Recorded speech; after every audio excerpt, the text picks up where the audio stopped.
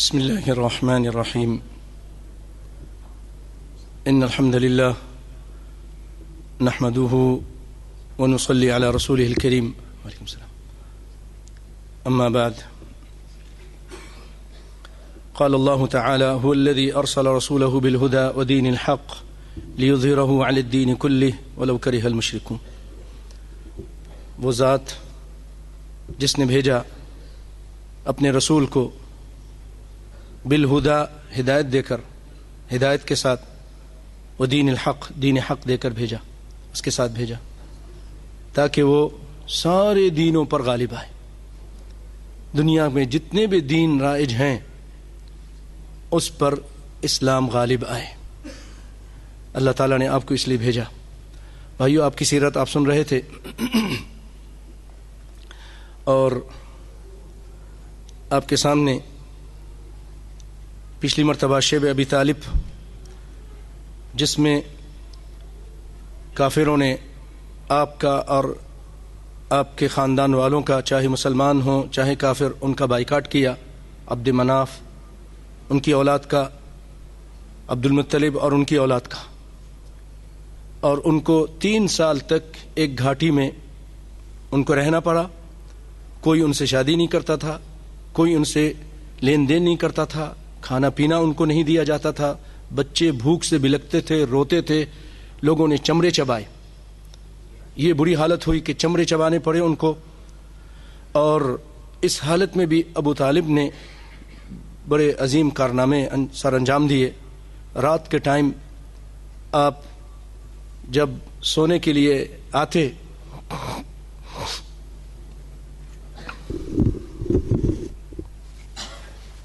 تو ابو طالب زور سے کہتے: اے پیارے محمد صلی اللہ علیہ وسلم، آپ فلاں جگہ سو جائیے.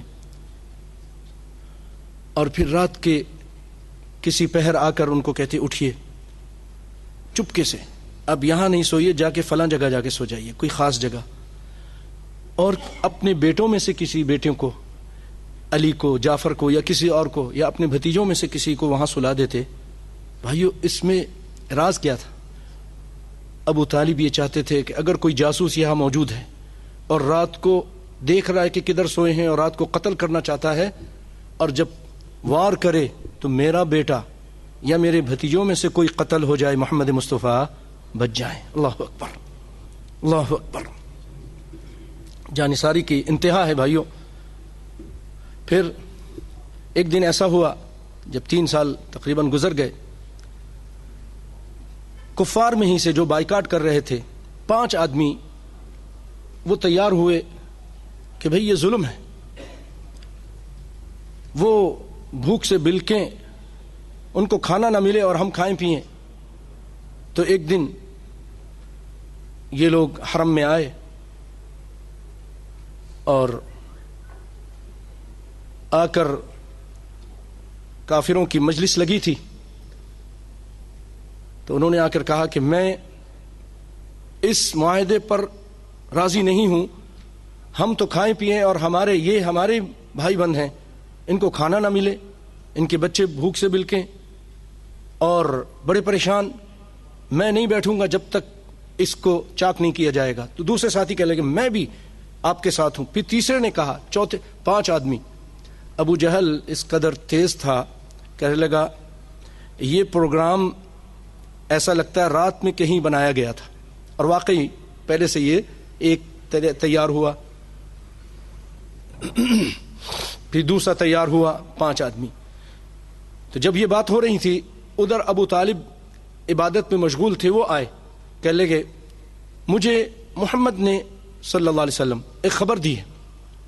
انہوں نے کہا ہے کہ اللہ تعالیٰ نے یہ معاہدہ جو تم لوگوں نے کیا ہے، ہم نے کیا ہے، کفار نے، اس پر اللہ تعالیٰ نے دیمک بھیج دی ہے. اور انہوں نے کہا کہ اس دیمک نے سب معاہدے کے سارے الفاظ کھا لیے ہیں، صرف اللہ کے نام باقی ہیں. اللہ اکبر. کہا کہ ابو طالب نے کہا دیکھو میں ایک بات کرتا ہوں، اب اس معاہدے کو اتارو، دیکھو اگر محمد صلی اللہ علیہ وسلم جس طرح کہہ رہے ہیں ویسے ہی ہیں تو پھر ان کا راستہ چھوڑ دو، ان کو تنگ مت کرو. اور اگر جس طرح وہ کہہ رہے ہیں ایسا نہیں ہے تو میں راستے سے ہٹ جاؤں گا، پھر تم جو مرضی آئے کرنا محمد صلی اللہ علیہ وسلم کے ساتھ. کہا آپ نے اچھی بات کہی، اتاریں. کعبہ شریف میں لٹکے ہوئے تھے وہ معاہدہ ایگریمنٹ، اس کو اتارا گیا. کھولا تو واقعی دیمک اس کو کھا چکی تھی. 3 مہینے کے اندر دیمک نہیں کھاتی، لیکن اللہ نے اپنے فوجی کو بھیجا، اپنے جند کو بھیجا، وَمَا يَعْلَمُ جُنُودَ رَبِّكَ إِلَّا هُوَ، اور اس نے آ کر اس کو کھا لیا. صرف اللہ کے نام باقی تھے. یہ اتنا بڑا معجزہ دیکھ کر بھی وہ لوگ مسلمان نہیں ہوئے. لیکن یہ کیا ہوا کہ اب آپ لوگوں کو آزادی مل گئی، بائیکاٹ کا مقاطعہ جس کو کہتے ہیں وہ ختم ہو گیا اور آپ لوگ باہر آ گئے. لیکن بھائیو، اس مقاطعے کے 6 مہینے نہیں گزرے تھے، نبوت کے 10ویں سال، 6 مہینے 3 سال مقاطعہ رہا، 10ویں سال یہ سال غموں کا سال کہلاتا ہے، عام الحزن کہلاتا ہے. تاریخ کی اور سیرت کی کتابوں میں آپ کا پیارا چچا، آپ کی حمایت کرنے والا چچا 6 مہینے مقاطعے کے 6 مہینے فوت ہو گئے. بہت آپ کو تکلیف ہوئی، بڑے آپ ملال میں آئے. پھر یہ لمبا قصہ ہے، کبھی اور پھر بیان کریں گے کہ آپ ان کے پاس گئے اور ان کو کہا کہ کلمہ پڑھیے، لیکن کلمہ نہیں پڑھا انہوں نے. اللہ اکبر. نبی صلی اللہ علیہ وسلم، آپ خود سوچئے کہ کیا بھائیو، ٹھیک ہے یہ بہت اہم بات میں اس وقت کرنے لگا ہوں سیرت کی، لیکن اس سے بھی زیادہ اہم یہ بات ہے جو ابھی کروں گا توحید کی. کوئی بات نہیں، 1-2 منٹ مجھے دیجئے، معاف کیجئے مجھے، کہ نبی صلی اللہ علیہ وسلم کیا اپنے چچا کو پیار نہیں کرتے تھے؟ کیا ان کو چاہتے نہیں تھے؟ جو چچا اپنے بچوں کو آپ پر قربان کرنے کے لیے تیار تھا.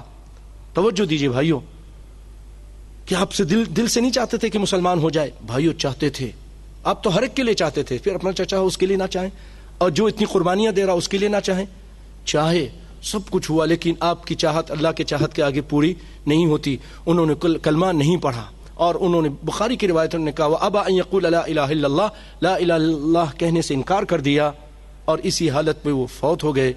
نبی صلی اللہ علیہ وسلم کو اتنا پیار آیا، یعنی کہ غم ہوا لیکن پیار بہت تھا اپنے چچا پر. آپ نے فرمایا کہ جب تک اللہ مجھے منع نہیں کرے گا میں ان کے لیے بخشش کی دعا مانگتا رہوں گا. اور پھر بھائیو، آپ کے لیے ان کے لیے بخشش کی دعائیں مانگتے رہیں، یہاں تک کہ اللہ تعالیٰ نے آیت اتار دی. ہاں، بخشش کی دعائیں مانگتے رہے کہ اللہ میرے چچا کو معاف کر دے. پھر اللہ تعالیٰ نے آیت اتار دی ما كان للنبي والذين آمنوا أن يستغفروا للمشركين ولو كانوا أولي قربى من بعد ما تبين لهم. کسی نبی کے لیے اور مومن کے لیے لائق نہیں کہ وہ کسی مشرک کے لیے بخشش کی دعا مانگے. پھر آپ صلی اللہ علیہ وسلم دعا مانگنی چھوڑ دی، اور آپ کے دل کے دلاسے کے لیے اللہ تعالیٰ نے، کیونکہ بہت غم تھا، آپ کو بہت غم تھا. بھائی ان کو کیا، اب ہمیں بھی غم ہوتا ہے، آپ سب بیٹھے غم ہوتا ہے کہ یا اللہ، لیکن اللہ کی مرضی، اس کی حکمتیں ہیں ہر چیز میں. پھر اللہ تعالیٰ نے آپ کو دلاسے کے لیے یہ آیت بھی اتار دی انک لا تہدی من احببت ولکن اللہ یہدی من یشاء. اے پیارے، آپ جس کو چاہے ہدایت دے دے، آپ نہیں دے سکتے. ہدایت دینا آپ کا کام نہیں، ہدایت کی راہ بتانا آپ کا کام ہے. انک لتہدی الی صراط مستقیم، لیکن ہدایت پہ چلانا میرا کام ہے. تو بھائیو، ابو طالب فوت ہو گئے، اور اس کے صرف بعض روایتوں میں ہے 3 دن بعد، اور بعض میں ہے 2 مہینے بعد آپ کی پیاری بیوی زوجہ خدیجہ، جنہوں نے سب کچھ آپ پر اور آپ کی لائی ہوئی شریعت پر قربان کر دیا، بہت پیار دیا، بہت ساتھ دیا. اللہ اکبر. وہ بیوی بھی داغ مفارقت دے گئیں، جس کی وجہ سے آپ صلی اللہ علیہ وسلم کو بہت غم ہوا، بڑے الم اور غم میں تھے. اور ابو طالب کے چلے جانے کے بعد کافروں کا حوصلہ بہت بڑھ گیا. کافر وہ کام آپ کے ساتھ کرنے لگے جو اس سے پہلے نہیں کرتے تھے. ایک موقع پہ آپ نے فرمایا کہ آپ جب کہیں جا رہے تھے، کسی نے مٹی پھینک دیا آپ کے اوپر، گستاخی کی، بدتمیزی کی. فاطمہ آپ کا سر دھلا رہی تھیں اور رو رہی تھیں، تو آپ نے کہا کافروں نے میرے ساتھ بہت بہت زیادتیاں کی، لیکن جو زیادتیاں اب کر رہے ہیں، جب تک ابو طالب زندہ تھے وہ کام انہوں نے نہیں کیا. ابو طالب اس قدر حمایتی تھے آپ کے، آپ ان کو یاد کر کے یہ بات کر رہے تھے. بھائیوں پھر آپ صلی اللہ علیہ وسلم یہاں سے نکلے. یہ تو مانتے نہیں ہیں, چلو میں طائف چلتا ہوں. طائف کی طرف آپ کے ساتھ آپ کا پیارا غلام, پیارا دوست, ساتھی زید بن حارثہ ہیں, جن کو اپنے منہ بولا بیٹا بنایا. یہ آپ کے ساتھ ہیں اور آپ طائف پہنچتے ہیں. وہاں 3 سرداروں سے ملے, تینوں آپس میں بھائی تھے. انہوں نے بڑی بے رخی اختیار کی, آپ سے بات کرنا بھی نہیں پسند کی, اور پھر آپ کے پیچھے اوباش, بدماش, لفنگے قسم کے, لوفر قسم کے لڑکے لگا دیے. اور رحیق المختوم نے لکھا کہ ایسا ہو گیا جب واپس آ رہے تھے دونوں طرف کھڑے تھے وہ لوگ, ہاتھوں میں پتھر تھے اور مذاق کر رہے تھے, گالی دے رہے تھے اور پتھر مار رہے تھے. اور زید بن حارثہ آپ کے آگے کھڑے تھے, بچاتے تھے کسی طرح مجھے چوٹ لگ جائے, نبی صلی اللہ علیہ وسلم کو چوٹ. یہ صحابہ کرام تھے, ان کو چوٹ نہ لگے, لیکن چوٹ لگ رہی تھی, ان کو بھی لگ رہی تھی, ان کو بھی. زید کے سر پہ آ کے پتھر لگ رہے تھے, اس قدر خون بہا کہ آپ کی جوتی مبارک خون سے بھر گئی. آپ بڑے غم الم کے ساتھ وہاں سے نکلے اور آپ صلی اللہ علیہ وسلم مکے کی طرف آ رہے تھے تو ایک باغ کی طرف وہاں جا کے بیٹھ گئے.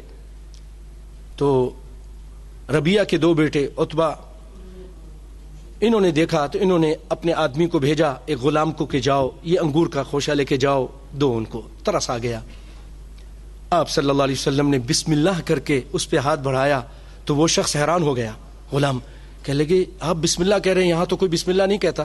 آپ نے کہا, فرمایا اللہ اکبر, ہر حالت میں تبلیغ. تم کہاں سے ہو؟ کہا میں نینوا سے ہوں.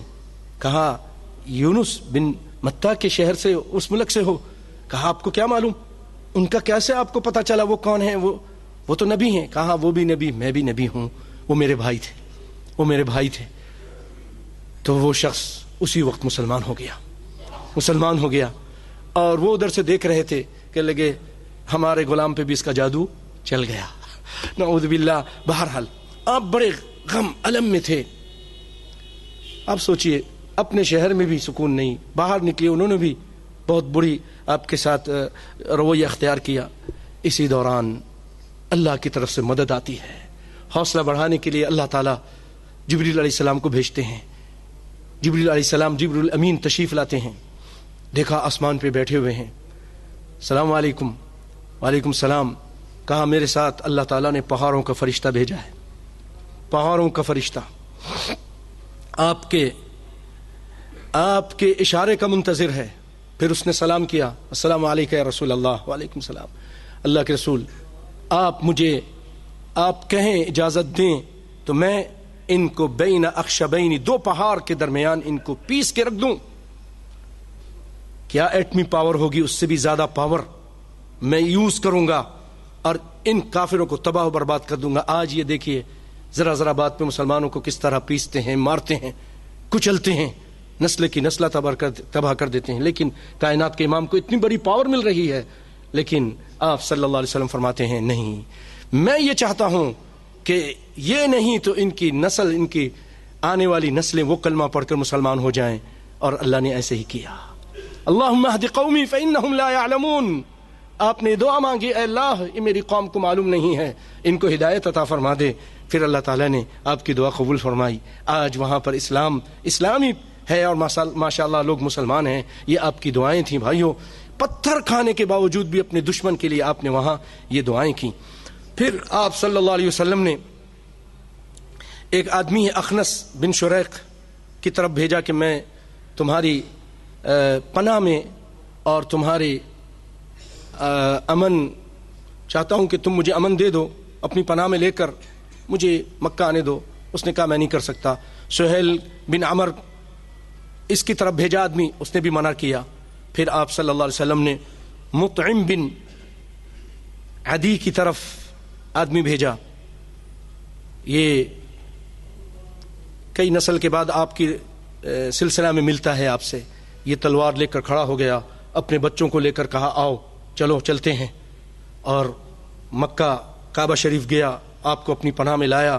آپ صلی اللہ علیہ وسلم وہاں پر آئے, 2 رکعت نماز پڑھی, سب سے پہلے حجر اسود کو بوسہ دیا. اب یہ سارے کافر دیکھ رہے ہیں یہ کیا ہو رہا ہے, تو اس نے کہا کہ میں نے پناہ دی ہے. تو ابو جہل کھسیانہ ہو کر آتا ہے, کہا تم مسلمان تو نہیں ہو گئے؟ کہا نہیں مسلمان نہیں ہوا ہوں, لیکن میں نے پناہ دی ہے. کہا تو مطعم تم نے جس کو پناہ دی ہم نے بھی اس کو پناہ دی. تو آپ صلی اللہ علیہ وسلم اس طرح پھر دوبارہ حکمت, دانائی اور اللہ پہ توکل کے ساتھ ساتھ اسباب اختیار کیا. آپ صلی اللہ علیہ وسلم وہاں تشریف لائے اور پھر مطعم کے اس احسان کا بدلہ اس طرح چکایا. احد کے موقع پر جب بہت لوگ, غالباً بدر کے موقع پر جب کافی لوگ گرفتار ہوئے لوگ, تو ان کا بیٹا جبیر بن مطعم انہوں نے آ کر درخواست کی کہ آپ ان لوگوں کو چھوڑ دیجئے اور ان کے ساتھ نرمی کیجئے. تو آپ صلی اللہ علیہ وسلم فرمایا اگر آج مطعم بن عدی زندہ ہوتا اور ان بدبودار لوگوں کے بارے میں مجھ سے سفارش کرتا تو میں اس کی بات کو سن کر, اس کی بات کو قبول کر کے ان بدبودار لوگوں کو چھوڑ دیتا.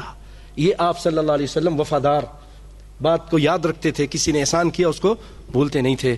بھائیو, اس کے بعد امید کی اب پہلی کرن ہے. 11 ہجری, نبوت کے 11 سال ہو جاتا ہے. آپ صلی اللہ علیہ وسلم حج کے موقع پر لوگوں کو تبلیغ کرتے ہیں.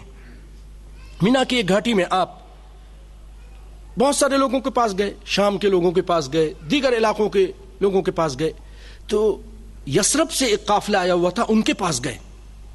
اور یہ قبیلہ خزرج, قبیلہ اوس اور خزرج وہاں رہتے تھے. خزرج لوگ تھے, 6 افراد تھے. آپ نے ان کے سامنے قرآن کی تلاوت کی, اسلام کو پیش کیا. تو وہ لوگ اس سال تو واپس چلے گئے, اور اس کے بعد پھر دوسرے سال وہ لوگ آئے. انشاءاللہ اس کا ذکر میں کرتا ہوں, لیکن اس سے پہلے جب 12 نبوت ہوئی, 11 کے بعد, تو اللہ تعالیٰ نے آپ کے غم کو ہلکا کرنے کے لیے اللہ تعالیٰ نے آپ کو آسمانوں پہ بلایا, معراج کرائی, اور آپ صلی اللہ علیہ وسلم وہاں پر آپ نے نبیوں سے ملاقاتیں کیں اور نبیوں کو نماز بھی پڑھائی بیت المقدس میں. اس طرح اللہ تعالیٰ نے آپ کو لے گیا. ثم دنا فتدلى فكان قاب قوسين او ادنى فاوحى الى عبده ما اوحى. اور وہاں پر اللہ تعالیٰ نے 50 نمازیں فرض کیں, سورہ بقرہ کی آیتیں دیں, اور یہ بھی وعدہ کیا کہ جو شخص آپ کی امت میں سے شرک نہیں کرے گا میں اس کو معاف کر دوں گا. جو بھی کلمہ پڑھنے والا ہوگا شرک نہیں کرے گا میں اس کو معاف کر دوں گا. یہ آپ نے وہاں جنت دیکھی, جہنم دیکھی, بہت ساری چیزیں دیکھیں. لنریہ من آیاتنا, اللہ تعالیٰ نے اپنی آیتیں دکھائیں. اب 12 نبوت کے 12ویں سال پھر جب حج کا موسم آیا تو مدینے سے, جس کو یثرب کہتے تھے, وہاں سے پہلے 6 تھے, اب 12 لوگ آئے اور آپ سے ملاقات کی, اور وہ لوگ بھی آپ پر ایمان لے آئے. اور آپ صلی اللہ علیہ وسلم نے ان سے بیعت لی کہ شرک نہیں کریں گے, چوری نہیں کریں گے, زنا نہیں کریں گے, اولاد کو قتل نہیں کریں گے, کسی پر تہمت نہیں لگائیں گے. اس چیز پر بیعت لی آپ نے. اس کے بعد مصعب بن عمیر کو جو مکہ کے تھے ایک صحابی, ان کو ان کا معلم بنا کر مدینے کی طرف بھیج دیا. اور بھائیو, یہ جو بیعت ہوئی یہ اس کو کہتے ہیں بیعت عقبہ اولا, پہلی بیعت. اس کے بعد 13 ہجری کو, 13 نبوت کو, ہجری نہیں 13 نبوت کو, نبوت کے 13ویں سال پھر موسم حج میں 75 لوگ آئے مدینے سے, اور 12 ذی الحج کی رات کو مینا کی ایک گھاٹی میں رات کے آخری پہر بہت احتیاط کے ساتھ سارا کام کر رہے تھے. آپ ان کے ساتھ بیٹھے, آپ کے چچا عباس وہ بھی آپ کے ساتھ تھے. پھر آپ نے ان سے عہد و پیمان لیا اور ان کو بتایا, عباس نے, کہ دیکھو بہت ہی اہم مسئلہ ہے اور بہت سنگین معاملہ ہے, تو تم سوچ لو, عہد کرنے اور بیعت کرنے سے پہلے تو ایک شخص نے کہا، عبادہ، بلکہ عبادہ نے کہا اپنے ساتھیوں کو مخاطب ہو کر کہ واللہ اگر تمہارا خیال ہو کہ تم نبی صلی اللہ علیہ وسلم کو اگر ساتھ دو گے اور تمہارا مال چھین جائے اور سردار قتل کر دیے جائیں اور تم محمد صلی اللہ علیہ وسلم کا ساتھ چھوڑ دو، اگر یہ ہوئے تمہارے ساتھ یہ کچھ ہو تو تم اگر ساتھ چھوڑ دو تو پھر بہتر ہے کہ ابھی چھوڑ دو، ابھی چھوڑ دو۔ تو ان لوگوں نے کہا ہم تمام خطرات مول لے کر آپ کے ساتھ، آپ نے ساتھ لے کے جائیں گے، آپ کی حفاظت اس طرح کریں گے جیسے ہم اپنے بچوں کی حفاظت، گھر بار کی اور بیویوں کی اور بچوں کی حفاظت کرتے ہیں۔ پھر برا بن معرور نے کہا اے اللہ کے رسول، ہم جنگ کے بیٹے ہیں، ہتھیار ہمارا کھلونا ہے، آپ ہم سے بیعت لیں۔ آپ نے ان سے بیعت لی، اللہ اس کے رسول کی اطاعت کریں گے، اللہ کے راستے میں خرچ کریں گے، امر بالمعروف کریں گے اور غلبہ دین کے لیے نصرت کریں گے، اپنے مال، جان اور اپنے اہل و عیال کی حفاظت کی طرح نبی کی حفاظت کریں گے۔ یہ ان سے عہد لیا، سب نے آپ سے کہا کہ ہم ایسے ہی کریں گے۔ پھر انہوں نے کہا، ایک بات کہی، اللہ کے رسول ابھی تو ہم کمزور ہیں، آپ بھی کمزور ہیں، جب آپ کو غلبہ مل جائے گا تو کیا آپ ہمیں چھوڑ کر مکہ آ جائیں گے؟ مدینہ چھوڑ کے آپ مکہ آ جائیں گے واپس؟ آپ نے فرمایا نہیں، اب میرا مرنا میرا جینا تمہارے ساتھ ہوگا۔ اور اسی پر بیعت مکمل ہوئی اور یہ لوگ پھر دعوت کا کام کرنے کے لیے واپس مدینے کی طرف چلے گئے۔ اس کو بیعت عقبہ ثانی کہتے ہیں۔ اب جب مسلمان روز بروز بڑھ رہے تھے اور کچھ مسلمانوں نے ہجرت بھی کر لی، مشرکین کو یہ باتیں اچھی نہیں لگ رہی تھیں، ان کا جذبہ انتقام بڑھتا جا رہا تھا اور انہوں نے آپ صلی اللہ علیہ وسلم کے قتل کا ایک منصوبہ بنایا۔ تھوڑی سی تفصیل، کہا کہ اگر آپ یہاں سے چلے گئے تو پھر آپ ہم سے مقابلہ کریں گے، اب ایسا کرتے ہیں کہ ان کو یہیں پر ختم کر دو۔ میٹنگ بلائی، ایک نے کہا کہ آپ کو، ایک نے کہا حرم میں میٹنگ ہو رہی تھی، چھوڑ دو جو ان کے حال پہ۔ شیطان وہاں انسان کے شیخ نجدی کے شکل میں آیا اور کہنے لگا نہیں، یہ بالکل غلط بات ہے۔ ایک نے کہا بیری لگا دو، بیریوں سے باندھ دو، آپ مر جائیں گے۔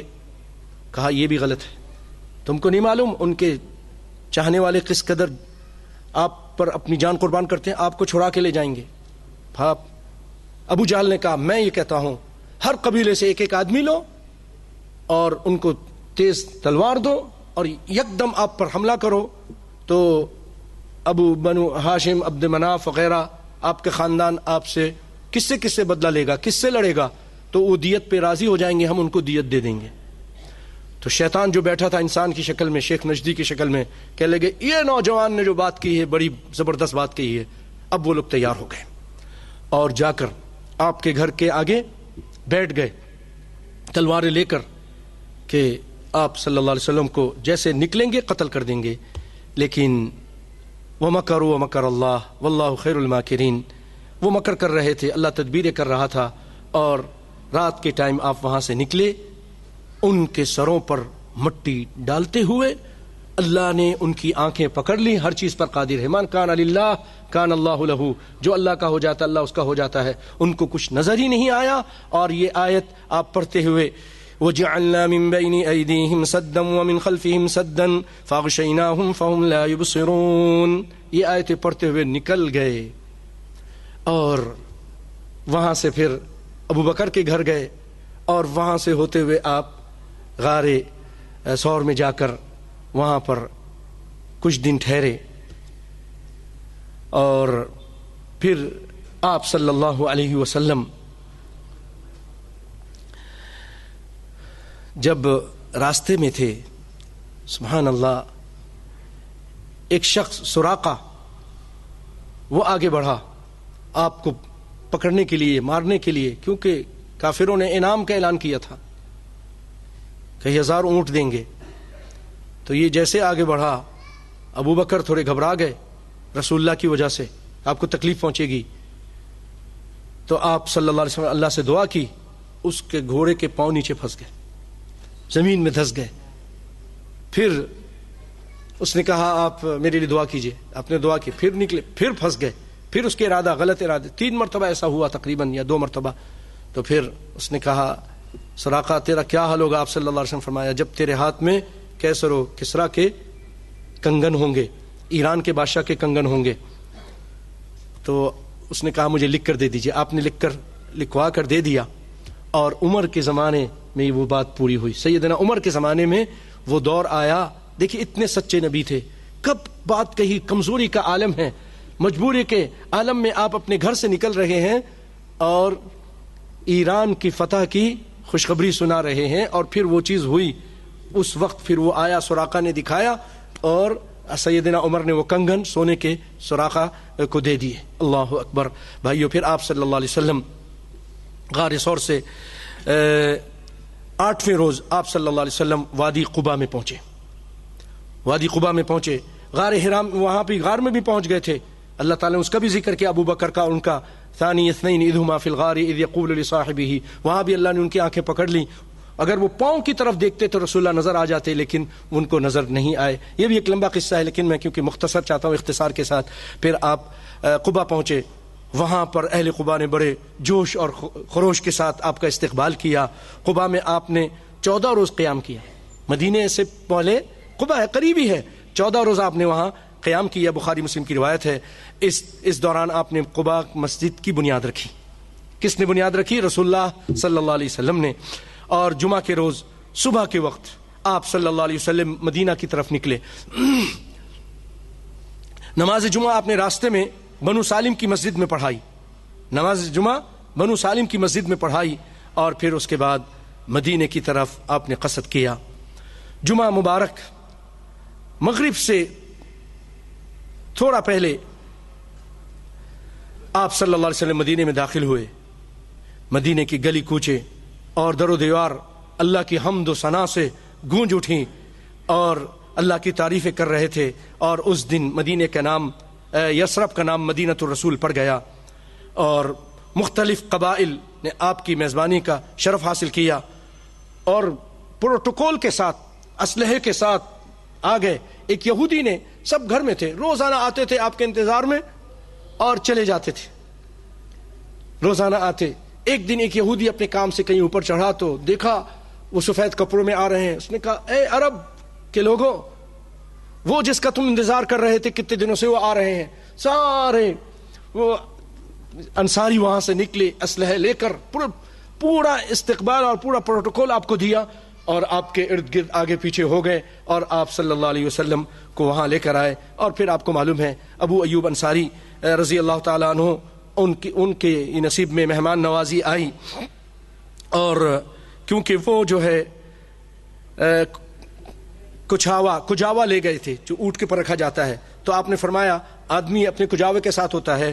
اور ایک اور صحابی تھے سعد، وہ آپ کی اونٹنی پکڑ کے لے گئے تو اس اونٹنی کی انہوں نے خدمت کی.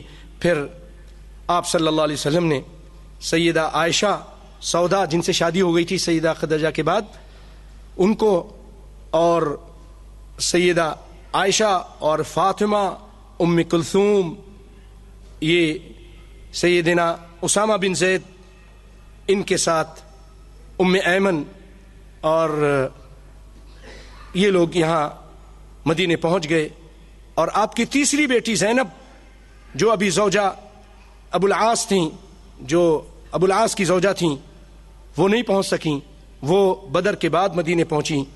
اللہ اکبر. اور آپ کی چوتھی بیٹی رقیہ، وہ نہیں آ سکیں. کیوں نہیں آ سکیں؟ رقیہ سیدنا عثمان کے ساتھ حبشہ میں تھیں. باقی بیٹیاں سب ایک نہیں آئیں، وہ بعد میں آئیں، اور عثمان کے ساتھ وہ بھی بعد میں پہنچیں. اس طرح بھائیو نبی صلی اللہ علیہ وسلم اپنے گھر والوں کو بھی بلا لیا. اللہ کے دین کے لیے آپ نے ہجرت کی، اپنے آبائی وطن کو چھوڑ دیا. اور پھر آپ صلی اللہ علیہ وسلم نے وہاں مسجد تعمیر فرمائی جس کی لمبائی 150 فٹ تھی، چوڑائی بھی 150، اور مسجد سے متصل آپ نے اپنی بیویوں کے لیے کمرے بنائے، حجرے بنائے، اور پھر ابو ایوب کے گھر سے آپ یہاں منتقل ہو گئے، اور آپ صلی اللہ علیہ وسلم نے بڑی دور اندیشی کے ساتھ اور فراست سے تاریخ ساز ایک معاہدہ کیا۔ آپ نے سب سے پہلے تو آپ نے مہاجرین اور انصار میں اخوت، مواخات پیدا کی، بھائی بھائی بنایا، اور اس کے بعد دفاعی نقطہ نظر سے آپ نے یہودی کے ساتھ ایک معاہدہ کیا جس کے شرائط میں اہم شرائط یہ تھے کہ فریقین میں اختلاف کی صورت میں فیصلہ رسول اللہ کریں گے، اور مدینے پر بیرونی حملہ ہوا تو سب مل کر اس کا دفاع کریں گے۔ بھائیو، یہ مختصر میں نے آپ صلی اللہ علیہ وسلم کی یہ سیرت آپ کے سامنے بیان کی، کیونکہ بہت اہم اور باتیں میں آپ کے سامنے کرنی ہیں، اس لیے ورنہ یقین جانیے اللہ کے فضل و کرم سے ایک ایک جو چیپٹر ہے اس پر پورا دن لگ سکتا ہے، اتنی اس کے پر مواد ہے اور اتنی زیادہ باتیں ہیں۔ بہرحال پھر اللہ نے موقع دیا تو تفصیل کے ساتھ، لیکن آپ صلی اللہ علیہ وسلم نے یہاں آ کر پہلے آپ کیونکہ جب مکے میں تھے پیارے بھائیوں تو ایک ہی دشمن تھا، وہ کفار مکہ، مکہ کے مشرکین مکہ، لیکن جب یہاں آئے تو کئی دشمن ہو گئے، یہودی اندر سے دشمن، منافقین، اور مکہ کے وہ بھی دھمکیاں دے رہے اور ان کو کہہ رہے کہ تم نے ہمارے باغیوں کو پناہ دی، اگر تم نے ان کو نہیں نکالا تو ہم تمہارے اوپر حملہ کریں گے اور تمہاری بیویوں کو اور عورتوں کو غلام بنائیں گے، لونڈی بنائیں گے، اور تمہارے مردوں کو قتل کریں گے۔ وہاں سے انہوں نے پیغام بھیجا، اور ڈاکو بھی تھے مدینے کے ارد گرد ڈاکو۔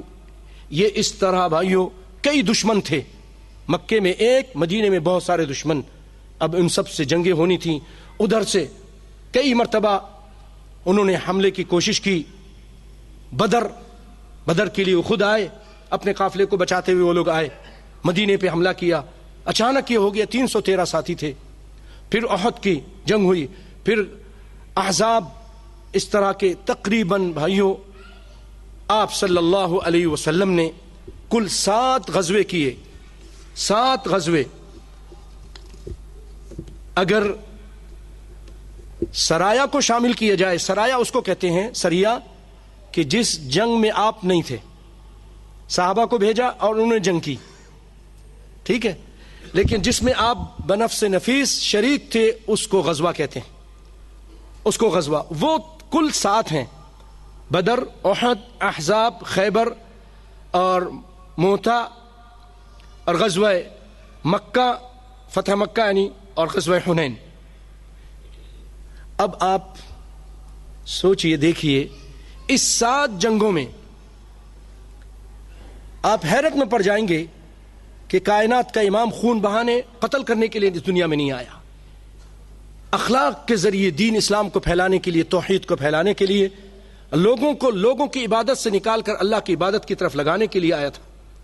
خون کا پیاسا نہیں تھا، اور یہ غلط بات ہے، بہت غلط بات ہے جو یہ کہتے ہیں کہ خون کے ذریعے، تلوار کے ذریعے اسلام پھیلا، نہیں، اس کے لیے اکثر دفاع کیا گیا یا گندا خون بہایا گیا، اور آپ ابھی انشاءاللہ سنیں گے پوری تفصیل کے ساتھ، اور آپ حیرت میں پڑ جائیں گے کہ اس 7 جنگوں میں جو آپ نے کی، اس کے اندر کل دونوں طرف سے جو لوگ قتل ہوئے وہ 422، اللہ اکبر اللہ اکبر، دونوں طرف سے 7 جنگوں میں 422۔ رحمت للعالمین سید سلیمان منصور پوری نے اپنی کتاب میں باقاعدہ پوری ڈیٹیل کے ساتھ اس کو ذکر کیا، اور کل آپ نے جو آپ کے زمانے میں جنگیں ہوئیں صحابہ کرام نے کی، وہ اس کی تعداد بنتی ہے 82، لیکن وہ کہتے ہیں کہ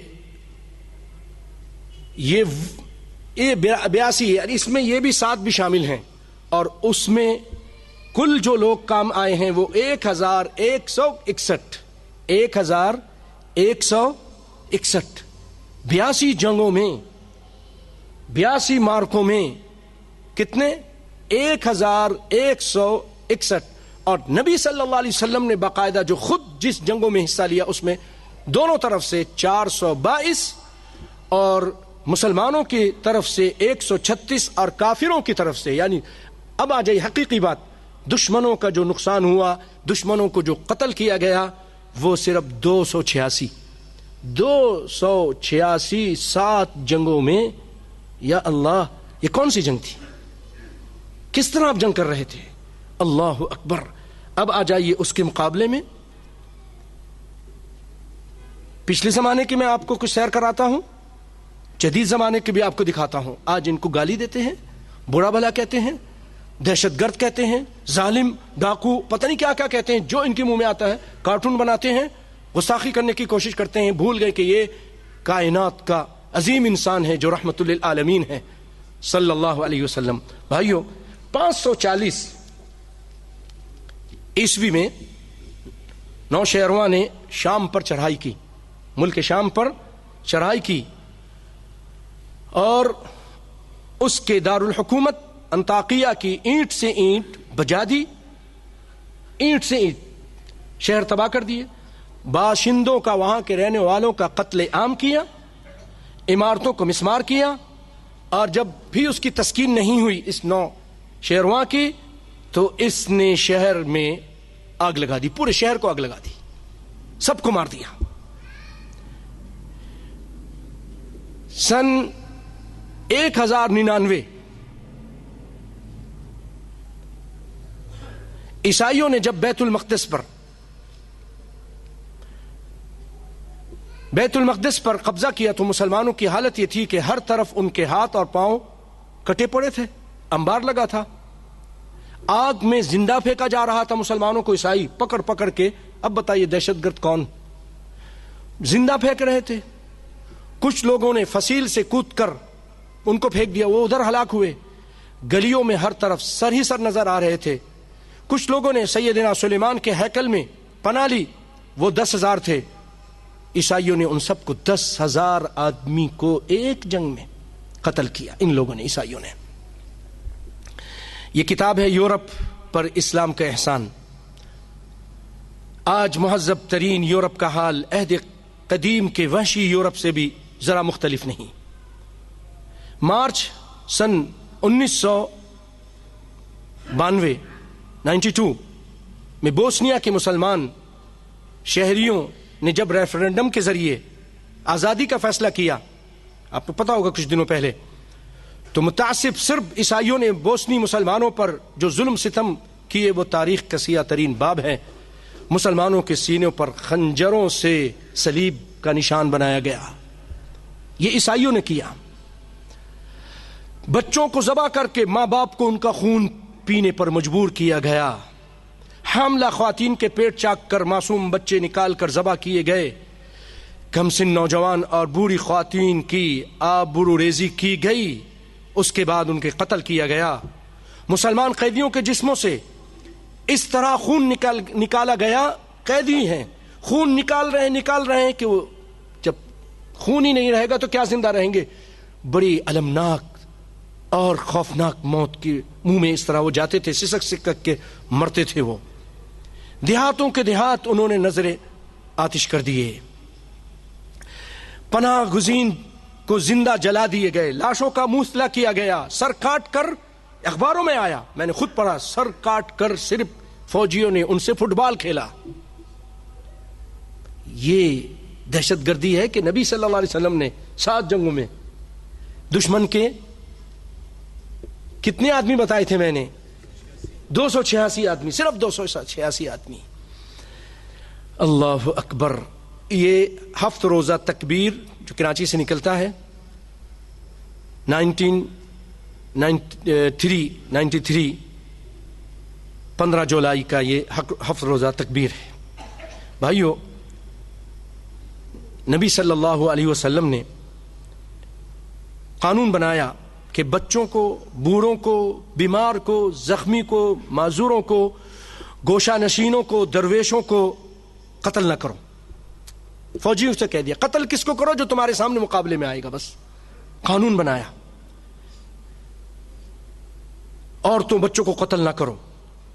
ایک روایت میں ہے کہ آپ صلی اللہ علیہ وسلم نے عورتوں اور مزدوروں کو بھی قتل کرنے سے کہ مزدوروں کا کیا قصور، ان کو بھی قتل مت کرو. ابو داؤد کی روایت، پہلی بخاری کی روایت. ایک جنگ میں آپ نے دیکھا کہ کچھ لوگ بھیڑ لگا کے کچھ کھڑے ہوئے ہیں، بھیڑ لگا کر کھڑے ہیں. پوچھا کیا بات ہے؟ لوگوں نے آ کے بتایا کہ ایک لاش ہے، عورت کی لاش پڑی ہے. سنو عیسائیوں سنو، یہ رحمت عالم کیا قانون بناتا ہے. آپ صلی اللہ علیہ وسلم ناراض ہو گئے اور فرمایا عورت تو قتال نہیں کرتی، جنگ نہیں کرتی، اس کو کیوں قتل کیا گیا؟ پھر آپ صلی اللہ علیہ وسلم نے فوج کے سپہ سالار خالد بن ولید کی طرف پیغام بھجوایا کہ آئندہ کسی عورت کو اور مزدور کو قتل نہ کیا جائے. اللہ اکبر اللہ اکبر. بھائیو سمجھ رہے ہیں نا، یہ رحمت عالم صلی اللہ علیہ وسلم کا بنایا ہوا جنگی اصول.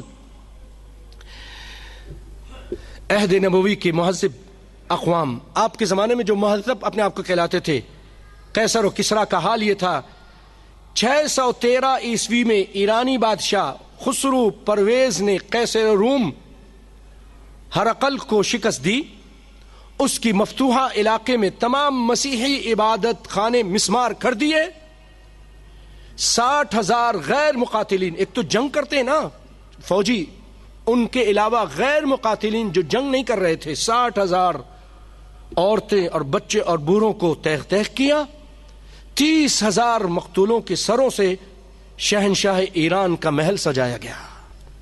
یہ ہے کافروں کی عادت، یہ کافروں کا طرز عمل. غزوات مقدس صفحہ نمبر 257. سن 1857 کی جنگ، ہم بر صغیر کے لوگ رہنے والے ان کو معلوم ہوگا.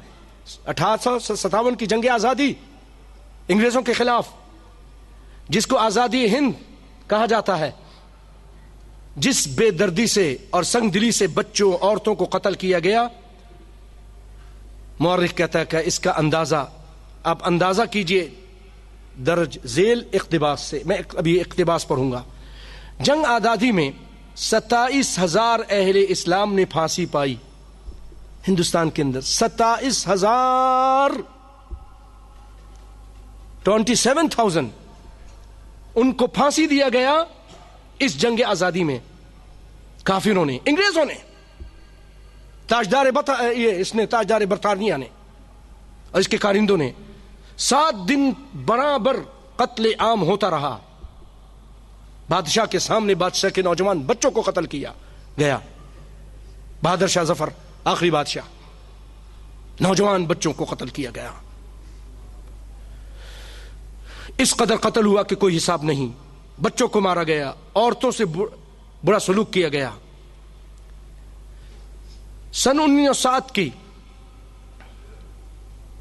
1907 میں ہیگ میں ایک کانفرنس ہوئی تھی، انہوں نے، یورپ والوں نے، اور اس میں قانون بنایا تھا کہ غیر مقاتلین کو تحفظ دیا جائے گا. یہ معاہدہ کیا، لیکن اس معاہدے کے کچھ ہی عرصے کے بعد جب متحدہ ریاست بلقان اور ترکی کے درمیان جنگ ہوئی تو اس میں 2,40,000 غیر مقاتلین مسلمان تلوار کے گھاٹ اتارے گئے. 2,00,000 مسلمانوں کو ان لوگوں نے معاہدہ کرنے کے بعد قتل کیا.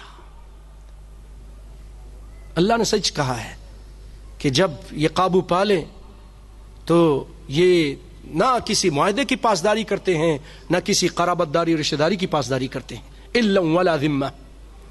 جنگ عظیم اول اور دوم میں یہ مہذب دنیا، اپنے آپ کو مہذب اور انسانیت کا چیمپئن کہلانے والے یہ لوگ، ان جرنیلوں نے جو بربریت کی، شہر اور آبادی کی آبادی ختم کر دی، بم برسائے. اس میں قاتلین اور مقاتلین، غیر مقاتلین کا تصور ہی ختم ہو گیا.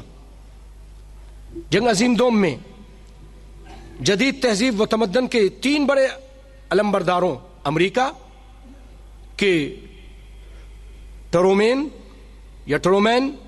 برطانیہ کے چرچل اور روس کے اسٹالن، جاپان کے، جب دیکھا کہ سلسلہ فتوحات بڑھ رہی ہے اس کو روکنے کے لیے ایک اجلاس کیا. ان تینوں بڑوں نے، امریکہ نے، برطانیہ نے اور روس نے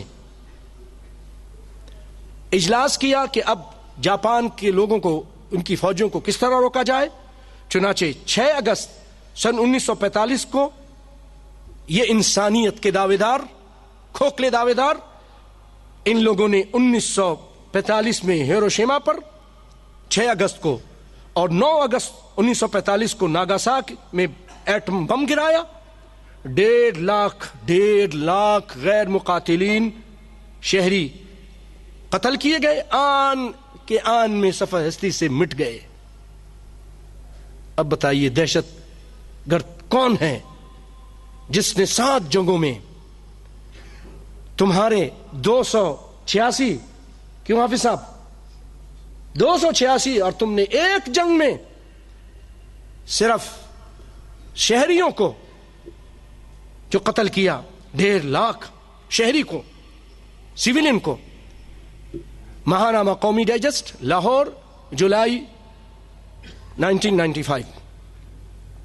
اقوام مغرب کی مکاری اور عیاری کے واقع قابل داد ہے کہ ایک طرف تو دوران جہاد صرف ایک خون ناحق پر ناراض ہونے والا پیغمبر محمد صلی اللہ علیہ وسلم ایک ناحق خون بہا آپ ناراض ہو گئے، قانون بنا دیا آئندہ کسی عورت کو، بچے کو، مزدور کو قتل نہ کیا جائے، درویش کو قتل نہ کیا جائے۔ اللہ اکبر! اس کو آپ کہتے ہو کہ یہ تلوار انسانیت کا دشمن، وہ پیغمبر، خونی پیغمبر، اس کی تعلیمات دہشت گردی ہیں، اس تانا دیتے ہو۔ دوسری طرف ہزاروں نہیں بلکہ لاکھوں بچوں، بوڑھوں اور عورتوں کو بے دریغ قتل کرنے والے، زہری گیسوں سے ہلاک کرنے والے، ایٹم بمبوں سے ہنستے بستے گھروں کو اور شہروں کو صفحہ ہستی سے مٹانے والے، اور خون خوار درندے اور قصائی، مہذب اور امن پسند، اپنے آپ کو مہذب اور امن پسند یہ کہلاتے ہیں۔ موازنہ کیجئے بھائیوں، نبی کائنات صلی اللہ علیہ وسلم کے سیرت طیبہ دیکھیے کہ کافر قیدی بنا کر لائے جاتے ہیں آپ صلی اللہ علیہ وسلم کے پاس۔ 70 قیدی بدر میں، اور غزوہ حنین میں 6000 قیدی۔ بدر میں کتنے؟ 70 اور 6000 قیدی۔ اور جنگ بدر کے قیدی وہ لوگ تھے جنہوں نے ظلم و تشدد کر کے مسلمانوں کو جلا وطن کرنے پر مجبور کیا تھا، اس کے باوجود آپ صلی اللہ علیہ وسلم نے ان کے ساتھ حسن سلوک کیا، اور نبی صلی اللہ علیہ وسلم آپ نے آرڈر دیا اپنے صحابہ کو کہ ان کو کھلاؤ پلاؤ۔ وہ ان کو کھجوروں لا کے کھلاتے، کھانا لا کر کھلاتے، جن کے پاس کپڑے نہیں تھے قیدیوں کو کپڑے دیتے۔ اور پھر آپ صلی اللہ علیہ وسلم نے کچھ قیدیوں سے فدیہ لے کر ان کو چھوڑ دیا، اور کسی کو کہا کہ ہمارے بچوں کو پڑھنا لکھنا، یہ ہمارا نبی دعوت دیتا ہے کہ پڑھو پڑھو پڑھو، اقرا بسم ربک، پہلی وہی تعلیم کی طرف، اور تعلیم کی وجہ سے کافروں کو چھوڑ دیا۔ تم ہمارے بچوں کو پڑھاؤ، تمہاری یہی فدیہ ہے، تم آزاد ہو۔ اس طرح آپ صلی اللہ علیہ وسلم نے سب کے سب کو آزاد کیا، اور آپ صلی اللہ علیہ وسلم نے غزوہ حنین میں ان کو ہر ایک کو آزاد کیا، اور سب کو ایک ایک چادر دی، سب کو ایک ایک چادر دی آپ صلی اللہ علیہ وسلم نے 6000 آدمیوں کو۔ اور ایک موقع پر ایک شخص تھا سہیل بن عمرو، جو بڑے شعلہ بیان خطیب تھے، نبی صلی اللہ علیہ وسلم کے خلاف بولتے تھے، بعد مسلمان ہو گئے۔ تو سیدنا عمر نے کہا اللہ کے رسول اجازت دیجئے میں اس کے دونوں دانت توڑ دوں آگے کے، تاکہ یہ آئندہ آپ کے خلاف بات نہ کر سکے۔ اللہ اکبر! آپ نے فرمایا نہیں، ایسا نہیں کرو، ایسا نہیں کرو۔ اور وہاں یہ بھی فرمایا تھا کہ عمر ایک وقت آئے گا یہ ایسی تقریر کریں گے کہ تم ان کی تقریر سن کے خوش ہو جاؤ گے۔ اور وہ وقت آیا جب نبی صلی اللہ علیہ وسلم فوت ہوئے، سیدنا ابو بکر نے ایک تقریر کی، سہیل بن عمرو یہیں تھے، مدینے میں مسلمان ہو گئے تھے، انہوں نے وہ تقریر یاد کی اور اپنے تیز جو گھوڑا تھا اس پہ بیٹھ کے مکے پہنچ گئے، کہا کہ ایسا نہ ہو مدینے میں جیسے اختلاف ہوا وہاں بھی اختلاف ہو، اور وہاں جا کے تقریر کی، وہی الفاظ دہرائے، من کان یعبد محمدا فإن محمدا قد مات۔ بھائیو، اس وقت جب سیدنا عمر کو پتہ چلا رو دیے، کہا روتے کیوں ہو؟ کہا نبی کی بات یاد آ گئی. کہا نبی کی تو بہت ساری باتیں ہیں, کون سی بات یاد آ گئی؟ کہا میں نے کہا تھا اللہ کے رسول اس کے دانت توڑ دیں. آپ نے فرمایا تھا نہیں, ایک وقت آئے گا یہ ایسی تقریر کرے گا کہ عمر تم خوش ہو جاؤ گے. آج میں نے نبی کی بات سچی ہوتے ہوئے دیکھ لی صلی اللہ علیہ وآلہ وسلم.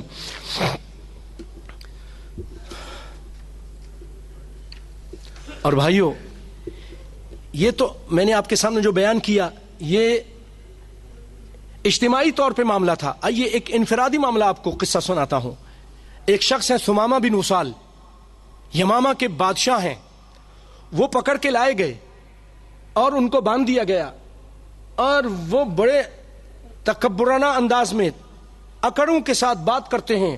آپ صلی اللہ علیہ وسلم تشریف لائے, فرمایا ثمامہ کیا حال ہے؟ وہ کہنے لگے ان تقتل ذا دم وان تنعم علی شاکر, اگر تو قتل کرے گا تو ایسے کو قتل کرے گا کہ خون کا بدلہ لینے والے اس کے ہیں, اگر تو میرے ساتھ احسان کرے گا تو احسان کا بدلہ دینا جانتا ہوں. اللہ اکبر. آپ نے کچھ نہیں کہا. 3 دن اس طرح ہوئی, اس کو چھوڑ دیا. بھائیوں, یہ 3 دن آپ صلی اللہ علیہ وسلم اپنے گھر گئے. یہ وہ شخص تھا جس نے آپ کے صحابہ کو قتل بھی کیا تھا. جنگی مجرم قاتل پکڑ کے لایا گیا, ستون کے ساتھ باندھا ہوا ہے, آپ انتقام لے سکتے ہیں, اور اکڑ رہا ہے, تکبر کر رہا ہے, لیکن آپ صلی اللہ علیہ وسلم کچھ نہیں کہتے. 3 دن صبر کرتے ہیں, بلکہ گھر جا کر کہتے ہیں کچھ کھانے کے لیے ہے؟ تو آپ صلی اللہ علیہ وسلم نے فرمایا میری اونٹنی کا دودھ صبح و شام اس کو بھجواؤ. اللہ اکبر, اللہ اکبر. صحابہ کرام کھانا لا کے دیتے ہیں.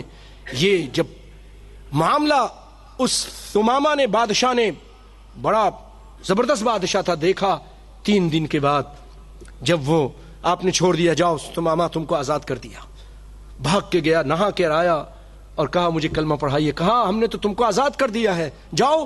کہا میں نے بڑی بڑی بستیاں دیکھیں, بڑی بڑی سلطنتیں دیکھیں, لیکن جتنی خوبصورت آپ کی بستی ہے, اللہ کی قسم میرے نظر میں اس سے زیادہ کوئی اور بستی دنیا میں ہے ہی نہیں. پھر کہا اے اللہ کے رسول, آپ ایمان لانے سے پہلے اتنی بدصورت کبھی صورت آپ کی میرے نظر میں کوئی اور گندی صورت نہیں تھی, لیکن آج اس کائنات میں اگر کوئی چاند کا ٹکڑا ہے, کوئی پیاری صورت ہے, تو آمنہ کے لال آپ صلی اللہ علیہ وآلہ وسلم ہے. یہ اخلاق تھا بھائیوں. اب بتائیے تلوار سے کیا, حالانکہ بدلہ لے سکتے تھے, دودھ پلایا, بڑے اچھا معاملہ کیا, وہ شخص مسلمان ہو گیا.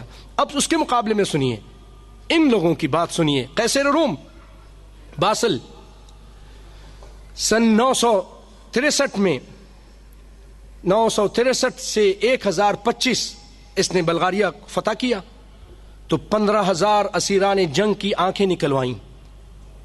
یا اللہ, ظلم. اور اپنے آپ کو انسانیت کے علمبردار آج دنیا میں آنکھیں نکلوائیں. ہر 100 قیدی کے بعد ایک قیدی کی یہ رحم کرتا تھا, ایک قیدی کی صرف ایک آنکھ نکالتا, 99 قیدیوں کی دونوں آنکھیں نکالتا, 100 میں سے ایک کی صرف ایک آنکھ نکالتا تاکہ یہ اس کو واپس لے جا سکیں 100 کو. ظلم کی انتہا ہے, بربریت کی انتہا ہے. سنیے آگے. یورپ پر اسلام کا احسان, ڈاکٹر غلام جیلانی برق, ان کی کتاب سے یہ حوالہ ہے. اسی طرح ایک جنگ میں رومی عیسائی نے مسلمانوں کو شکست دی, تو تمام مسلمان اسیران جنگ کو سمندر کے کنارے, رومی عیسائی سمندر کے کنارے مسلمانوں کے پیٹ میں لٹا کر بڑے بڑے لوہے کے کیل ٹھونکتا ہے, پیٹ میں داخل کرتا ہے زندہ انسانوں کے ساتھ. سوچئے ان کا کیا ان کو تکلیف ہو رہی ہوگی. اور اس لیے اس نے یہ کیا تاکہ جو مسلمان یہاں سے گزریں, جہازوں میں بیٹھ کر جب یہاں سے گزرے پانی کے جہاز میں, اپنے بھائیوں کا انجام دیکھ کر ڈر جائیں. ڈرانے کے لیے مسلمانوں کے ساتھ یہ خوفناک اس نے کھیل کھیلا.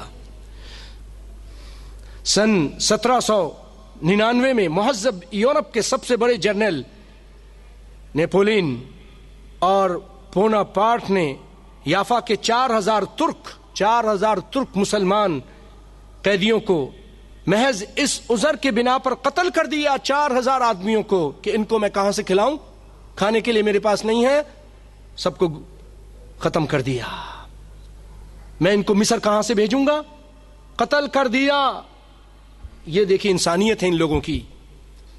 یورپ پر اسلام کا احسان، یہ کتاب ہے، اس کا حوالہ میں نے دیا۔ جنگ عظیم دوم، فلپائن کے ایک محاذ پر امریکہ اور فلپائن کی مشترکہ فوج 70,000 فوجیوں نے جاپانی فوج کے سامنے جب ہتھیار ڈالا تو اب جاپانی فوج اس وقت یہاں فاتح ہے، انہوں نے بھی کم نہیں کیا، انہوں نے بھی کم نہیں کیا۔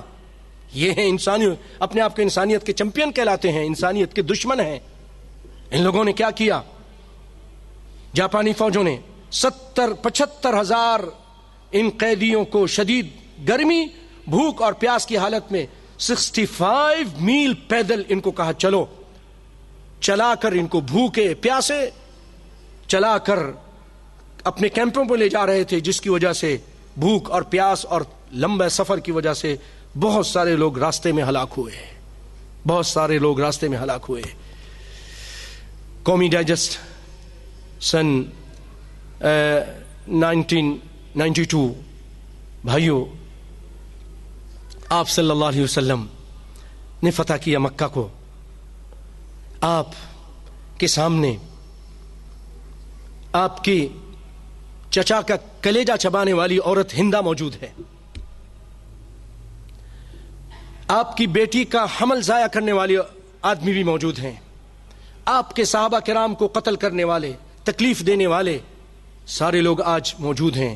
آپ تشریف لاتے ہیں، طواف کرتے ہیں، 2 رکعت پڑھتے ہیں، حجر اسود کو بوسہ دیتے ہیں، اس کے بعد مکہ والوں کی طرف مخاطب ہو کے کہتے ہیں مکہ والوں، سب کی آنکھیں اٹھی ہوئی ہیں کہ آج کیا فیصلہ ہوتا ہے، ہم نے تو بڑے ظلم کیے ہیں۔ کہا یہ بتاؤ کیا امید کرتے ہو میرے ساتھ، کس رویے کی امید رکھتے ہو؟ کہا کن خیر آخر، اچھا معاملہ کرنے والے بنیے۔ کائنات کے امام نے تاریخی الفاظ ادا فرمائے، لا تثریب علیکم اليوم، تم سب پر کوئی، جو یوسف علیہ السلام نے فرمایا اپنے بھائیوں سے کہ تم پر کوئی قدغن نہیں، کوئی سرزنش نہیں، تم انتم الطلقاء، تم سب آزاد ہو، تم کو کوئی پوچھنے والا نہیں ہے۔ اللہ اکبر، اللہ اکبر۔ وہ جو آپ کے جان کے دشمن، جنہوں نے آپ کو اپنے وطن سے نکالا، جنہوں نے آپ پر اوجری پھینکی، آپ کے دانت توڑے، بہت کچھ ظلم کیا، اس کے بدلے میں آپ صلی اللہ علیہ وسلم کہہ رہے ہیں کہ انتم الطلقاء، تم سب آزاد ہو۔ اللہ اکبر، اللہ اکبر۔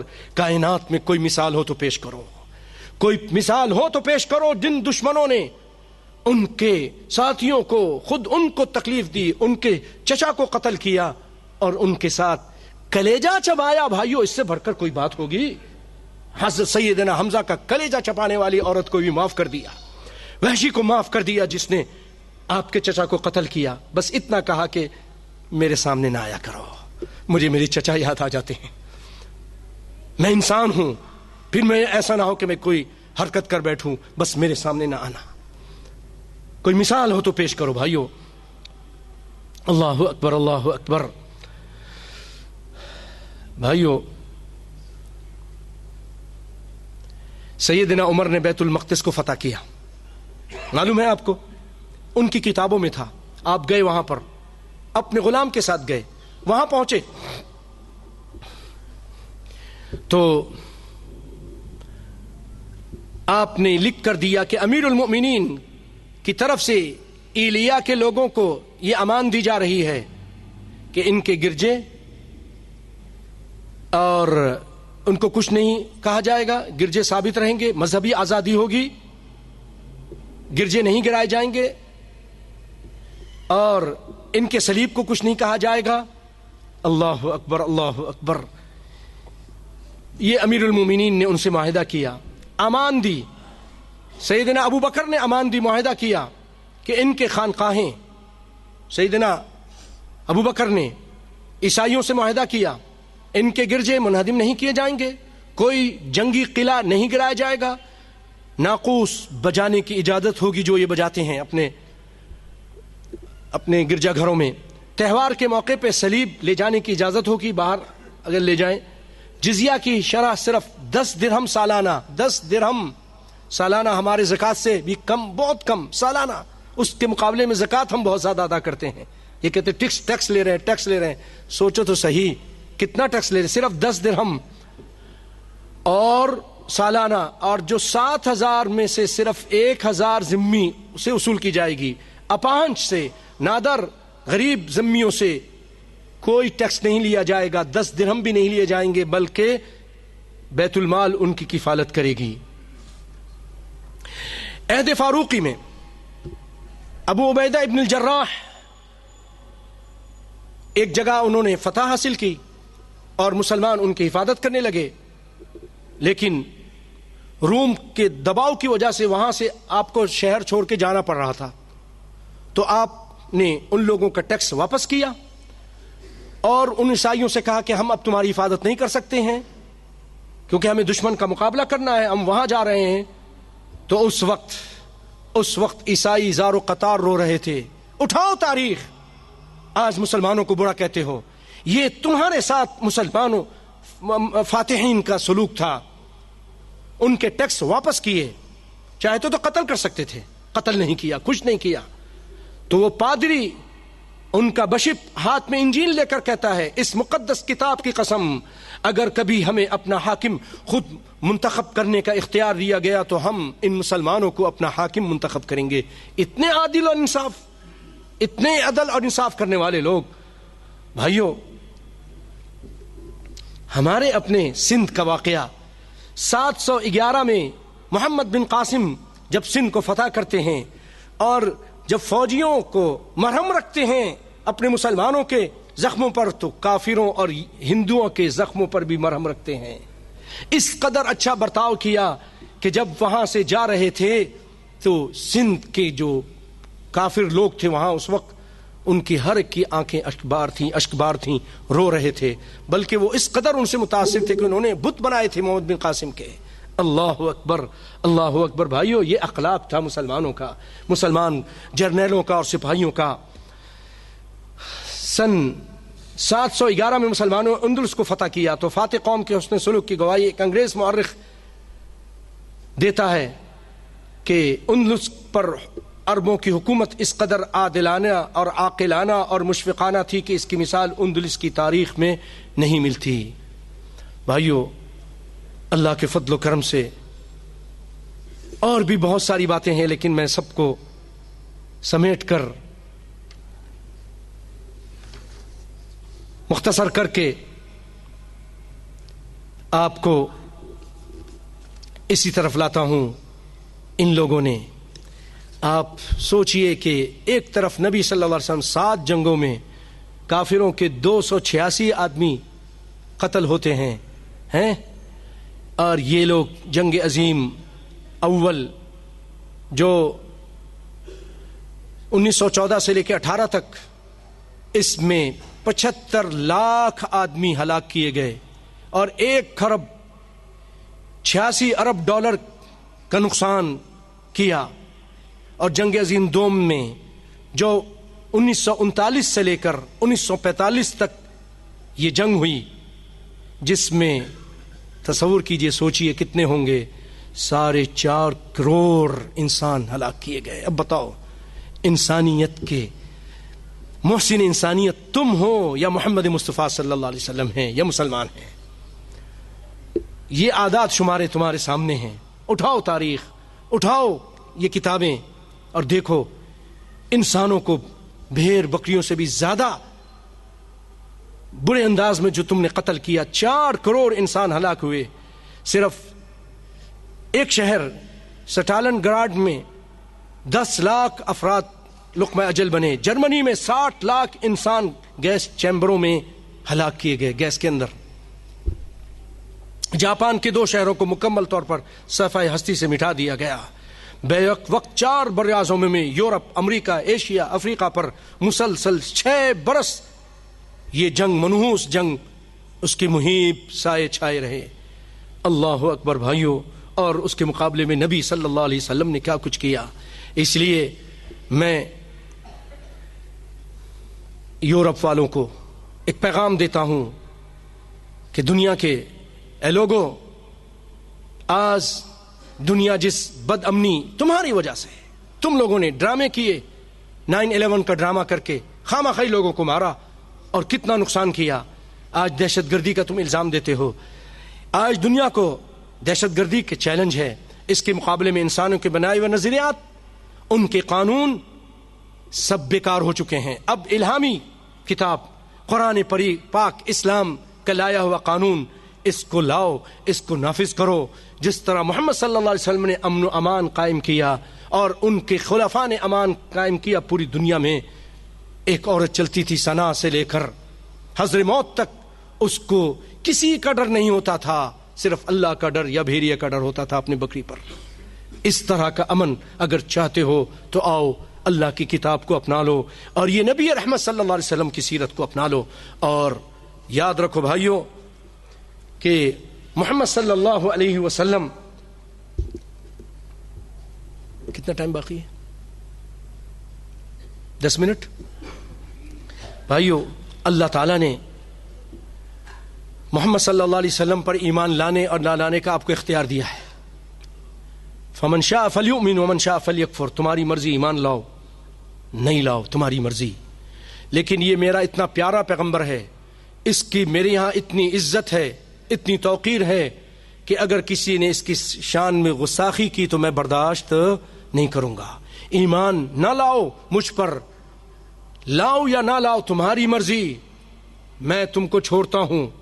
لیکن محمد مصطفیٰ کے بارے میں اختیار نہیں دیتا کہ تم جو مرضی آئے کرو. اگر تم نے ان کے ساتھ گستاخی کی تو میرا یہ قانون ہے کہ اس کی سزا موت کے علاوہ کچھ نہیں ہے. اللہ تعالیٰ فرماتے ہیں انا کفیناک المستہزئین، ہم کافی ہیں ان لوگوں کے لیے انتقام لینے کے لیے جو آپ کا مذاق کرتے ہیں. اور اللہ تعالیٰ نے فرمایا ان شانئک ھو الابتر، آپ کے دشمن ہی بے نشان ہوں گے، ان کا نام و نشان مٹ جائے گا.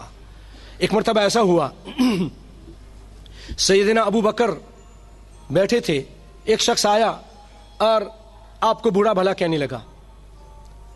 تو ابھی برزہ ایک صحابی ہیں، وہ کہتے ہیں اے خلیفہ مجھے اجازت دیجئے کہ میں اس کی گردن اتار دوں. یہ بات سن کر ابو بکر کا غصہ سارا ختم ہو گیا اور آپ اپنی جگہ سے اٹھے اور اندر چلے گئے. تھوڑی دیر بعد آپ باہر تشریف لائے. غور سے سنیے، سوتے ہوئے جاگ جائیں، ذرا سوتے ہوئے جاگ جائیں. پانی اگر ڈال لیں اپنے چہرے پر اللہ برکت دے. نبی کی سیرت، نبی کی عظمتیں بیان ہو رہی ہیں اور ہم سوتے رہے، اللہ ہمیں معاف فرمائے. اور خواتین بھی خاموشی کے ساتھ بڑے پیار ادب کے ساتھ بات سنیں، اپنے بچوں کو کنٹرول میں رکھیں. تو بھائیوں سیدنا ابو بکر اندر گئے اور باہر آئے اور آ کے فرمایا کہ اگر میں تم کو کہتا تم قتل کر دو، اس کو قتل کر دیتے؟ تو اس صحابی نے کہا ہاں میں قتل کر دیتا. آپ نے فرمایا ما كانت لبشر بعد محمد صلی اللہ علیہ وسلم، آپ نے فرمایا کہ توہین کے پاداش میں، اس جرم میں محمد صلی اللہ علیہ وسلم کے بعد کسی اور کے لیے قتل نہیں ہے. تو اس سے پتہ چلا کہ محمد صلی اللہ علیہ وسلم کے ساتھ گستاخی جو کرے گا اس کی سزا قتل ہے. اللہ اکبر. اس کو ابو داؤد نے روایت کیا ہے.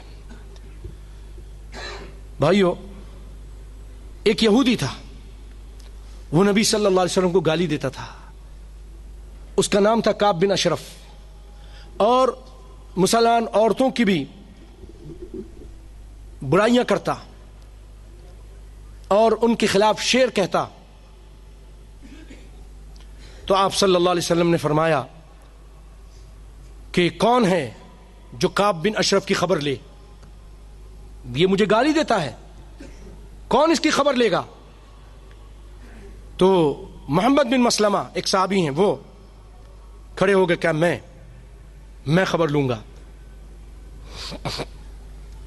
اور کہا مجھے اجازت دیجئے کہ جو مرضی آئے میں کروں، جو مرضی آئے میں بات کروں، مجھے اس کی اجازت دیجئے. آپ نے کہا ٹھیک ہے بات کرو. مختصر بھائیوں، ان کے ساتھ کعب بن اشرف کا دودھ شریک بھائی بھی ابو نائلہ بھی شریک، وہ بھی، یہ لوگ گئے اور جا کر کعب بن اشرف یہودی سے کہا کہ مجھے کچھ قرض چاہیے، میں مختصر سنا رہا ہوں، اور انہوں نے تو بڑے زکوٰۃ اور ٹیکس لگا لگا کے ہمیں زندگی خراب کر دی ہے، بڑی پریشان ہیں۔ کہا ابھی تو اور کچھ دیکھو گے تم، ابھی تو کیا دیکھا ہے؟ تو کہا میں تم کو دوں گا، لیکن یہ ہے کہ اپنی بچیاں بیویاں اپنے میرے پاس رکھو۔ کہا یہ نہیں ہو سکتا، تم تو بڑے خوبصورت آدمی ہو، میں کیسے رکھ سکتا ہوں؟ بچے رکھو۔ کہا یہ بھی نہیں ہو سکتا۔ کہا پھر کیا؟ کہا میں تلواریں رکھ سکتا ہوں، اسلحے رکھ سکتا ہوں۔ اس مسلمان دیکھو ذکی ہوتا ہے، پلاننگ کی۔ تو اس نے کہا ٹھیک ہے۔ دوسرے دن تلوار اور نیزے لے کے پہنچ گئے، کسی نے روکا بھی نہیں۔ آج جب وہاں پہنچ گئے، اس نے آواز دی، انہوں نے آواز دی۔ اب کعب بن اشرف اپنی بیوی کے ساتھ بیٹھا تھا خوشبو لگا کر، تو انہوں نے آواز دی تو یہ نیچے آنے لگا۔ بیوی نے کہا کہاں جاتے ہو؟ بھائیو جنہوں نے یہ سارا کچھ کر لیا، اگر اب آ جائیں یہاں پر، تھوڑی دیر کام سیٹ کر لیا آپ لوگ، تشریف لیں، اللہ آپ کو ذائقہ خیر دے، اور غور سے سنیں، اگر کام کر لیا تو جلدی آ جائیے۔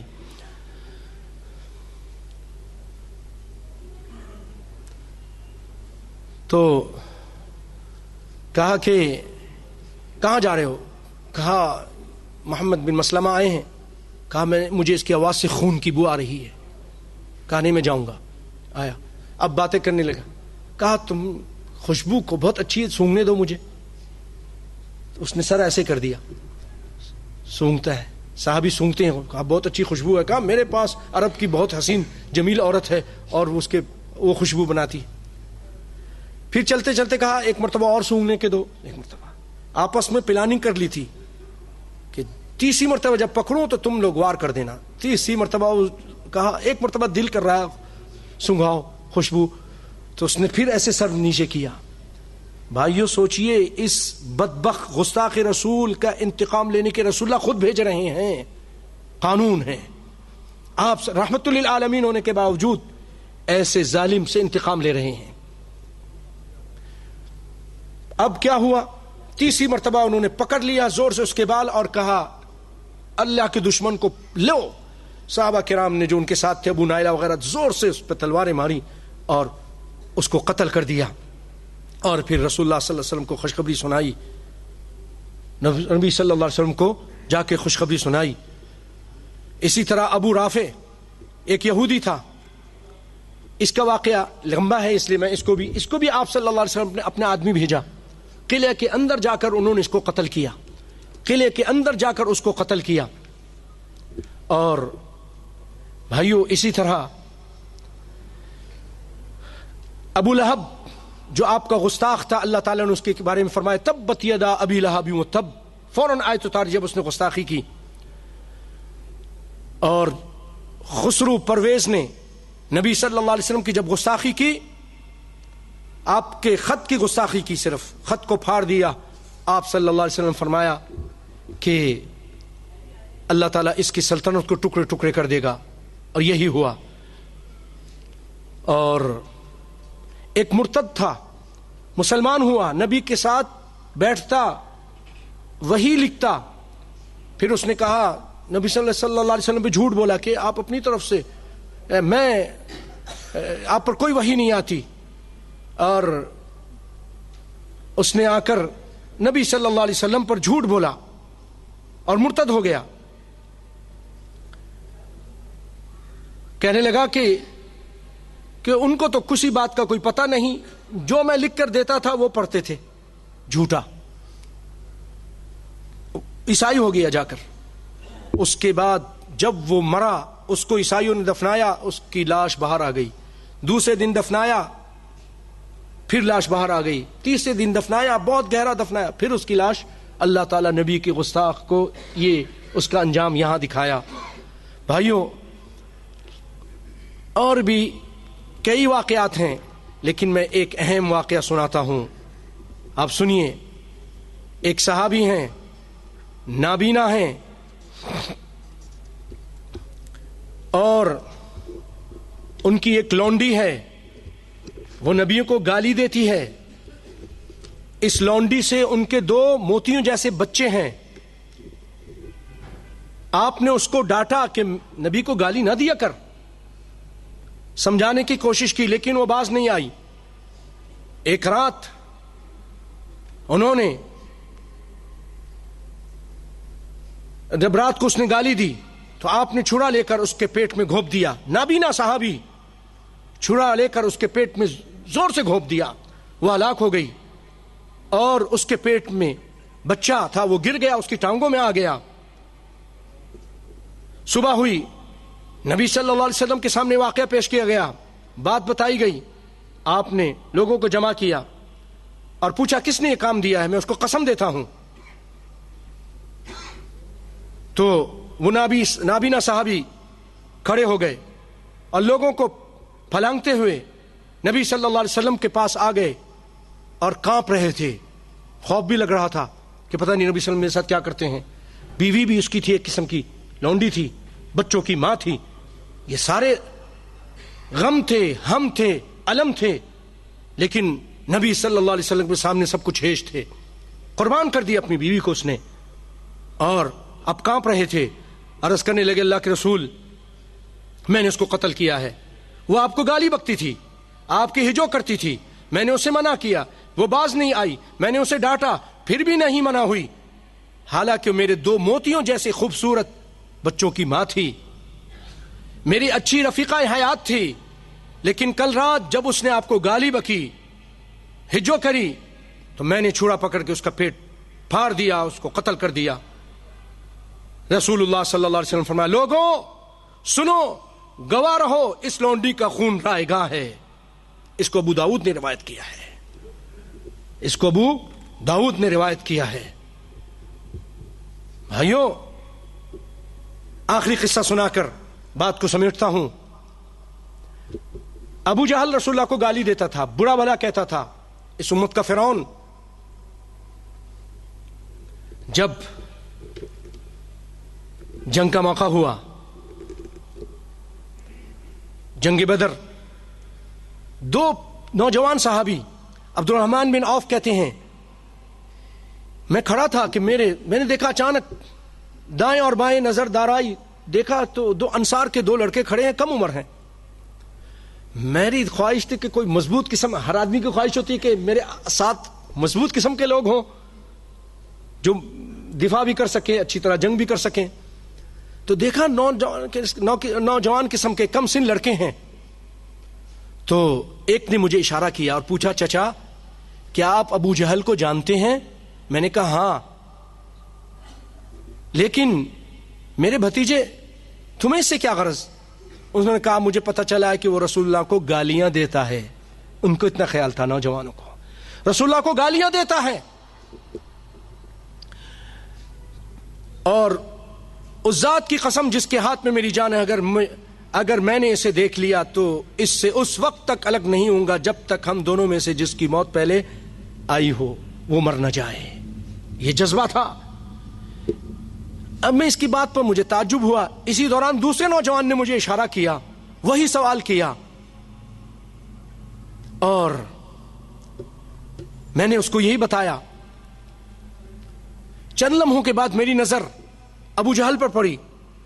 وہ لوگوں کے درمیان گھسا ہوا تھا. میں نے ان دونوں سے کہا, وہ دیکھو تمہارا شکار جس کو تم پوچھ رہے تھے. دونوں لڑکے اس پر عقاب کی طرح جھپٹ پڑے, دونوں, اور اس پر وار کیا اور اس کو قتل کر دیا. اس کے بعد دونوں رسول اللہ صلی اللہ علیہ وسلم کے پاس آئے اور اللہ کے رسول, جو آپ کو گالی دیتا تھا ہم نے اس کو قتل کر دیا ہے. ان میں سے ایک کا نام تھا معاذ بن افراح اور دوسرے کا نام تھا معاذ بن عمر بن جموح. اسے بخاری نے روایت کیا ہے. بھائیو, اور بھی اس طرح کے بے شمار واقعات ہیں. کیونکہ ٹائم کی قلت کے پیش نظر میں اسی پہ اکتفا کرتا ہوں, اور بہنوں سے بھی گزارش کروں گا کہ تھوڑی دیر کے لیے آرام سے بیٹھیں, اور آپ حضرات بھی تھوڑی دیر کے لیے آرام سے بیٹھیں. میں قاری حمزہ صاحب سے درخواست کروں گا کہ ہمیں رب کا تھوڑا سا قرآن سنائیں. اس کے بعد میں آپ سے تھوڑی سی کچھ اہم باتیں کروں گا, اور پھر اس کے بعد آپ کو دعوت دوں گا کھانے کی انشاءاللہ. کسی بھائی کا اگر